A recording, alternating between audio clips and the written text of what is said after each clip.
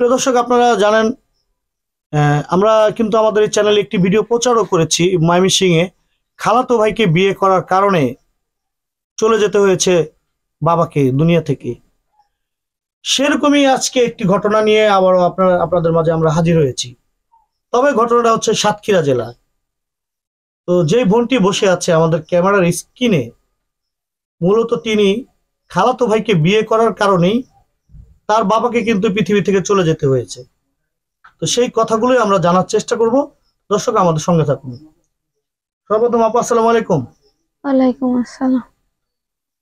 তো কেমন আছেন? যদিও এই মুহূর্তে আপনার মনের অবস্থা ভালো না, তারপর জিজ্ঞেস করতে হয় কেমন আছেন। ভালো নেই। ভালো নেই। আজকে খাওয়া দাওয়া হয়েছে? হয়েছে, কিন্তু কেউ তো খাতেই পারছে না। আমার ফ্যামিলির একটু ক্যামেরার দিকে তাকায় বলতে হবে। কেউ খাতেই পারছে না, কারণ আমার মাথার উপরে বট গাছটাই তো চলে গেল। বাবাকে অনেক ভালোবাসতেন? হায়, বাবার কথা মনে পড়ে যায়? আমি তো এ জীবনে ভুলতে পারবো না যতদিন বেঁচে থাকবো। আচ্ছা বোন, যাকে আপনি বিয়ে করেছেন তিনি তো আপনার খালাতো ভাই। হ্যাঁ। তাকে আপনি কি তার সঙ্গে লাভ ম্যারেজের বিয়ে, না পারিবারিক ভাবে আপনাদের বিয়েটা হয়? না, লাভ ম্যারেজও না, একবার পারিবারিক ভাবেও না। মানে আমি বাধ্য হয়ে বিয়েটা করছিলাম, যাতে সংসার করতে পারি, কি চেষ্টা করছিলাম। বাধ্য হয়ে বিয়েটা করেছিলেন যে মানে সংসার করতে পারেন? হ্যাঁ। আচ্ছা, বাধ্য হলেন কেন? মানে আপনাকে কোনো ভয়ভীতি বা কোনো ধরনের হুমকি দিয়েছে কিনা, বা উঠিয়ে নিয়ে যাওয়ার কোনো কথা বলেছে কিনা, কেন আপনি বাধ্য হলেন তাকে বিয়ে করতে?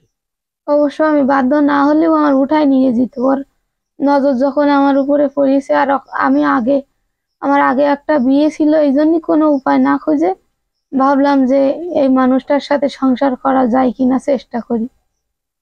মানে আপনার আগে একটি বিয়ে হয়েছে, সেখানে আপনি সংসার করতে পারেননি? না। তো সেকেন্ড টাইম খালাতো ভাইকে বিয়ে করে মানে নিজেকে একটু সুখী বা একটু সংসারী করতে চেয়েছিলেন, হ্যাঁ। কিন্তু পারেননি? না। আচ্ছা, তো আপনার খালাতো ভাইকে বিয়ে করে একটু সুখী হওয়ার জন্যই তো করেছিলেন, কিন্তু আপনার খালাতো ভাইকে বিয়ে করে সুখ তো দূরের কথা, এখন আরো দুঃখ নেমে আসলো। হ্যাঁ। আমরা সেই কথাটা শুনবো, কি হয়েছিল সেদিন রাতে? সেদিন রাতে এখান থেকে 14-17 দিন আগে আমার ওইখান থেকে আব্বা ছাড়াছাড়ি করে নিয়ে আসার পরে, ওরে তালাক দিয়ে আসার পরে 14 দিনের মাথায় আমার আব্বার রাত্রি নৃশংস ভাবে কোপায় হত্যা করে। ওরা কয়জন মিলে, ওরা 2 ভাই, আর ওর সাথে বন্ধু বান্ধবও ছিল। আচ্ছা, আমরা সেই ঘটনাতে আসবো। তার আগে জানতে চাইবো, আপনাদের বাড়ি থেকে তাদের বাড়ি কত দূর? তাদের বাড়ি 40 মিনিট লাগে কমপক্ষে যাইতে। আপনাদের এই বাড়ি থেকে তাদের বাড়িতে যেতে হলে 40 মিনিট টাইম 40 লাগে। মিনিট একটি অটোতে, না সিএনজিতে, না হুন্ডায়, কোনটা? সিএনজিতেও যাওয়া যায়, অটো, সবকিছুতেই যাওয়া যায়। অবশ্য চার্জার ভ্যানে যখন যাই 40 মিনিটের মতো টাইম লাগে। 40 মিনিটের মতো টাইম লাগে? হ্যাঁ, আধা ঘন্টা 40 মিনিট এরকম লেগেই যায়। আচ্ছা, তো যেদিন রাতে ঘটনাটা ঘটেছিল সেদিন আপনি কোথায় ছিলেন? আমি ঘরের ভিতরেই ছিলাম। আর আমার বাবা সারা জীবন এই বারান্দায় থাকে, মাটিতেই থাকে। বারান্দায় মাটিতেই থাকে? হ্যাঁ। আপনার আম্মু?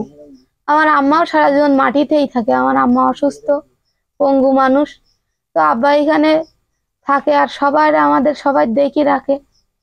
আর আম্মা ওই দরজার মুখই থাকে, দরজা দেওয়া হয় না আমাদের, দরজা ওইভাবে আলগা থাকে। মানে এই দরজাটা খোলা থাকে, আপনার বাবা মা বারান্দায় ঘুমায়? হ্যাঁ, আমার মা দরজার মুখে ঘুমায়। ঘুমায় তো না, আমার মা অনেক অসুস্থ, সারা রাত ঘুমাতে পারে না। আর আব্বার ছেড়েও কখনো আলাদা বিছানায় আমি থাকতে দেখিনি। তো এখন অসুস্থ, তাই ওইভাবে থাকে। আর আব্বা সারা জীবন ওই জন মজুরি দেয়। আর আচ্ছা, আপনার কয় ভাই কয় বোন? আমরা 3 বোন আর 1 ভাই, 4 ভাই বোন আমরা। 3 বোন 1 ভাই, মানে মোট 4 ভাই বোন? হ্যাঁ। আচ্ছা, তো যেদিন রাতে ঘটনাটা ঘটে সেদিন আপনি ছিলেন ঘরের মধ্যে? হ্যাঁ।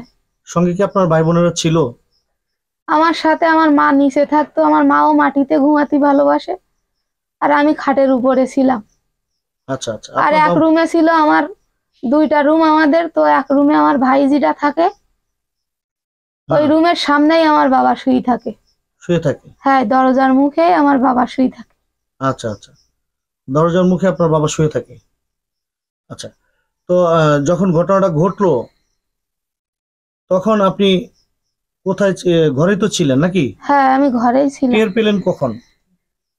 আমি জাগনাই ছিলাম একটু আগে, মানে খুন হওয়ার 2-3 মিনিট খান আগে আমি টয়লেটে গেছি। টয়লেটে যাওয়ার পরে আমার আব্বা দেখলাম শুয়ে আছে। আমি যখন টয়লেটে উঠি আমার আব্বা বারান্দায় থাকে। আমি যে বললাম না আমার মনের মধ্যে একটা ভয় বাস করে যে ও যদি কিছু করে দেয় আমার আব্বার, তাই আমি যখন উঠি আমার আব্বার দিকে না তাকাই আমি কখনো আর ঘরে ঢুকিনি। আগে আমার আব্বারে ভালোভাবে দেখি যে ঠিক আছে কিনা, ঘুমায়।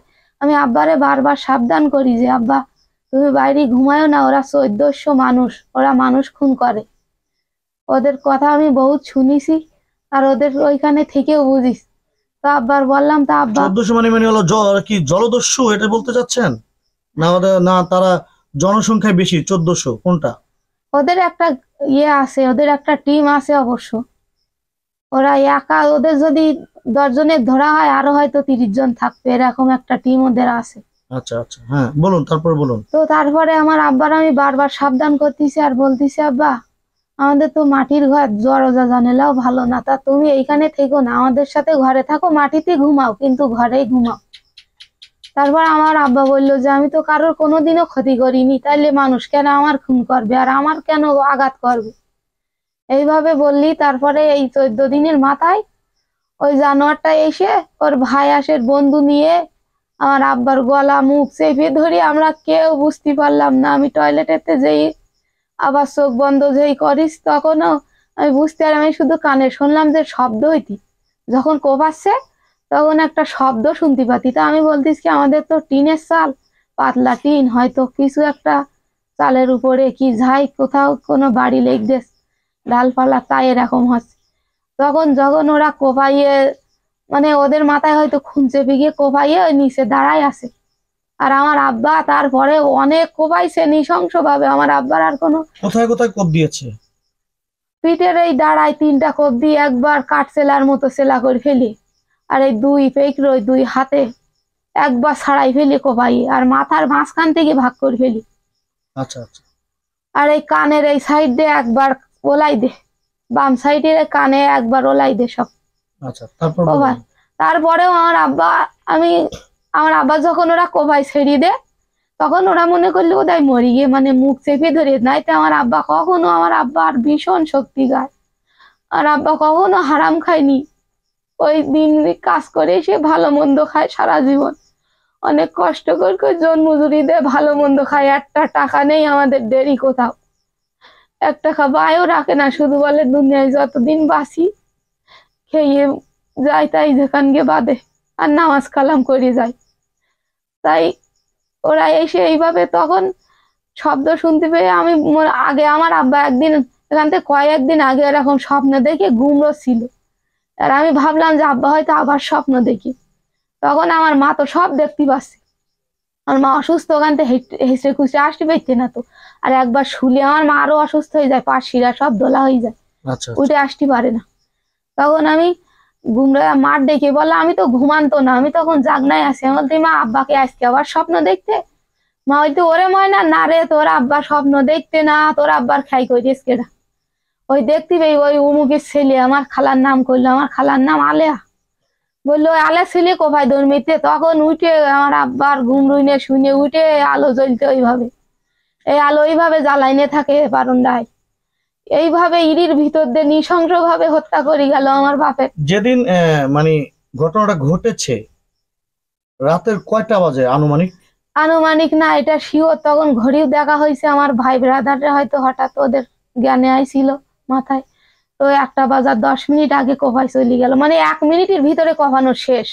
ওরা 1:10 আগে? হ্যাঁ 5-6 জন আচ্ছা, মানুষ। তখন কি আপনার এই বারান্দার লাইটটা কি জ্বালানো ছিল না হ্যাঁ নিভানো ছিল? জ্বালানোই ছিল। আর ওরা খুব ভালোভাবেই জানতো যে এইখানে 2 পা দিয়ে লাফ দিয়ে চলে যেতে পারবে। আচ্ছা আর সবাই তখন 1টার দিকে তো সবাই ঘুম, একটা ঘুম আসে না তখন, একটা গভীর ঘুম আসে কিন্তু সবাই। আচ্ছা, যখন আপনার এই ঘটনাটা ঘটলো আপনারা সবাই ঘরে ছিলেন? হ্যাঁ, আপনাদের পাড়ার আশেপাশে কেউ দেখেছে আমার কিনা? মা মায়ের বাইরে মাথা দিয়ে শুয়েছিল দরজার মুখে, আমার মা স্বয়ং দেখছে। আমি ওদের দিকে তাকানোর মানে টাইম পাইনি। আমি ওই অবস্থায় আমার আব্বার দেখে আমি বুকের ওপরে করিনি। আমার আব্বার তখন চিল্লাই পাল্লাই সবার ডাকলাম, আমার মাও চিল্লাইলো। তারপরে ওরা কোবাইয়েও দাঁড়াইছিল এইখানে, দাঁড়াই থেকে, কারণ আমার না খুন করে ওরা জাতি চায়নি।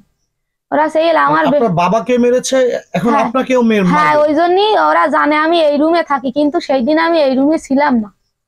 ওই দিন আমি মার কাছে ঘুমাইছিলাম। তো আমার আমারও খুন করার জন্য এইখানে দাঁড়াইছিল। ওর রাগ এখনো মিটেনি, এখনো হুমকি দিচ্ছে ওর বাড়ি আচ্ছা, থেকে। যাই হোক, এখন যখন আপনার বাবাকে মানে তারা এরো পাতারি কুপিয়েছে, আপনারা কি তাৎক্ষণিক তাকে হসপিটালে নিতে পেরেছেন কিনা?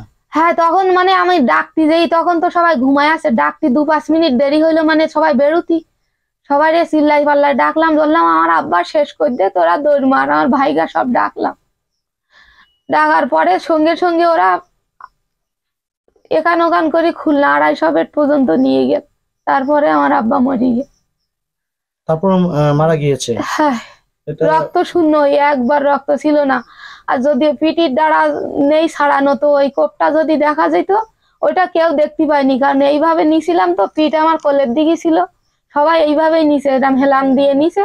কেউ দেখতেও পায়নি যে আমার আব্বার পিঠ নেই, মানে পিঠ থেকে যে রক্ত ঝরি সব শেষ হয়ে গিয়ে, এটা কেউ বুঝতে পারিনি।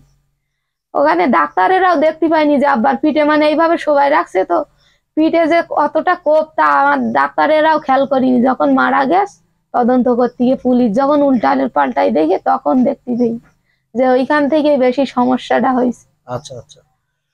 তো এই ঘটনা আপনারা ঘটনার কে কেন্দ্র করে আপনারা কি কোনো মামলা মোকদ্দমা করেছেন কিনা? হ্যাঁ, সকালবেলা সব সাথে সাথে ওইখান থেকে সব ভোরবেলা সকালবেলা শুরু হয়ে কেস কাম হয়েছে ওদের নামে। মানে স্বয়ং দেখছে না আমার মা। আমি তো ওদের দিকে তাকানোর টাইম পাইনি, কারণ আমার আব্বার দিক তাকায় আমার আর তখন দিশে হারা হয়ে গেছে। আমার আর কোনো দিশ, মানে আমি কাকুটা খুনি কি এসব দেখার টাইম পেলাম না। আমার শুধু আমার আব্বার বুকের উপরে নিয়ে আমি আচ্ছা, কান্না তাহলে করলাম। আপনারা মামলা করেছেন? হ্যাঁ, কয়জনকে আসামি করে মামলা করেছেন? 2 জন আসামি। ওর ভাই, ওই 2 ভাই ছিল, 2 ভাই কোপাইছে। ওর ভাই ছাড়াও কখনো সাহস পায় না। আচ্ছা, তার মানে আপনি আপনার জীবনে যে ঘটনাটা, অনাকাঙ্ক্ষিত ঘটনাটা ঘটেছে, এটার মূল কারণ হচ্ছে আপনার আপন খালাতো ভাই, তার সঙ্গে বিবাহ বন্ধনে আপনি আবদ্ধ হয়েছিলেন। পরক্ষণে তাকে ডিভোর্স দেওয়ার কারণে আপনার বাবাকে তারা হত্যা করেছে, হ্যাঁ, সেরকমটা তো কিছু? হ্যাঁ, এরকম। আচ্ছা, আর ওদের অনেক লোভও ছিল। ওরা চোর ডাকাতে বাদেও ওরা মনে হয় আমার যা মন এখন বলে, আমি আগে বুঝতে পারিনি, আচ্ছা। কিন্তু এখন আপনি এই ঘটনার কি কি সমাধান চাচ্ছেন? আমি বিচার চাই, ন্যায় বিচার। আমরা অনেক গরিব, আমাদের সেই সামর্থ্য নেই। আর এখন যেখানেই যাব না কেন ঘুষ দিতে হবে, ঘুষ ছাড়া এই মামলা আগানো সম্ভব না। কিন্তু আমাদের এই বাড়ি ঘর সব তো দেখতেছেন, জায়গাও নেই, টাকাও নেই, কিছুই নেই দুনিয়ায়, শুধু ওই বাপটাই ছিল। তো এখন এমন অবস্থা নেই যে টাকা দিয়ে আমরা এইভাবে চালাবো। আচ্ছা, এখন আপনার বাবার ছবি আছে? আপনার বাবার কোনো ছবি আছে আপনাদের মোবাইলে? আছে? মোবাইলে আছে। আচ্ছা, আপনার হাজবেন্ডের কোনো ছবি আছে মোবাইলে? হ্যাঁ, ফেসবুকে আছে অবশ্য। আছে, আমাদেরকে ছবিগুলো দিয়ে দিবেন। প্রিয় দর্শক, আমরা কিন্তু আজ রয়েছি সাতক্ষীরা জেলায় দেবহাটা একটি গ্রামে, অত্যন্ত একটি গ্রামে। এটি যে ঘরটিতে আমরা আছি, এটি একটি মাটির ঘর। আমরা কিন্তু ময়মনসিংহে যে ঘটনাটা আমরা তুলে ধরেছিলাম, সেম একই ঘটনা কিন্তু আজও আমরা তুলে ধরার জন্যই কিন্তু আসছি। প্রিয় দর্শক, এই ঘটনাটা ঘটেছে, তারই পরিপ্রেক্ষিতে আমরা কিন্তু এই বোনটির সঙ্গে গল্প করলাম এবং জানলাম।